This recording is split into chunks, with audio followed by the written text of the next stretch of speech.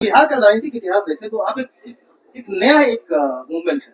कभी भी हिस्ट्री में बिहार में किसी इंडिविजुअल ने कोई मूवमेंट लॉन्च नहीं किया। जयप्रकाश नारायण की भी कहे अगर स्टूडेंट्स मूवमेंट था, उनको इनवाइट किया गया था लीड करने के लिए, कोई नेशनल हुआ। एक इंडिविजुअल ने कोई मूवमेंट लॉन्च नहीं किया आज तक बिहार में, जो आप कोशिश कर रहे हैं। नहीं, देखिए, पहली बात तो मैं इसको मूवमेंट कहता ही नहीं हूँ। मैं आंदोलन नहीं कर रहा हूँ, क्योंकि मेरा आंदोलन और क्रांति में कोई यकीन नहीं है। मैं अपने हर भाषण में कहता हूँ कि आंदोलन और क्रांति ये वो तेज हथियार है जिससे कि आप बड़े से बड़े वृक्ष को काट सकते हैं।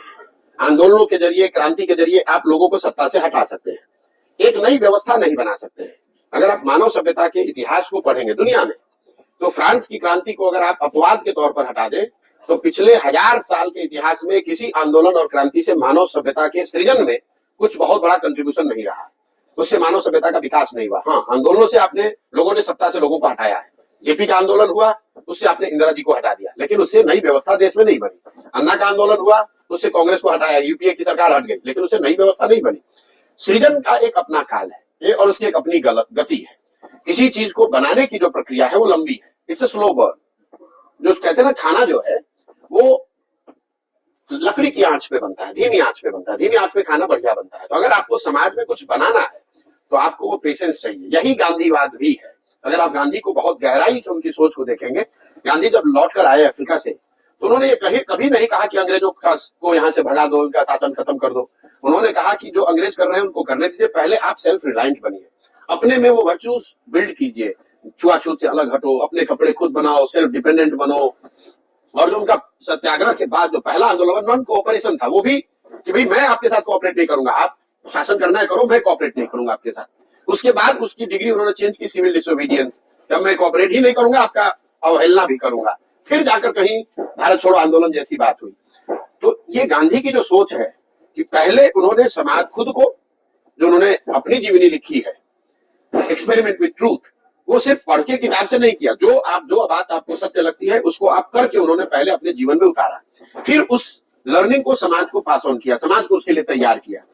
तो मैं यहाँ जो कर रहा हूँ कि जो मैंने 20 साल सीखा समझा है, उसको मैं समाज में उतारने की कोशिश कर रहा हूँ। समाज ये समझे, और अगर समाज समझ लेगा, उसके बाद बाकी सारी चीजें गौण हो जाएंगी। जाति, दल, समीकरण, नेता सब गौण है।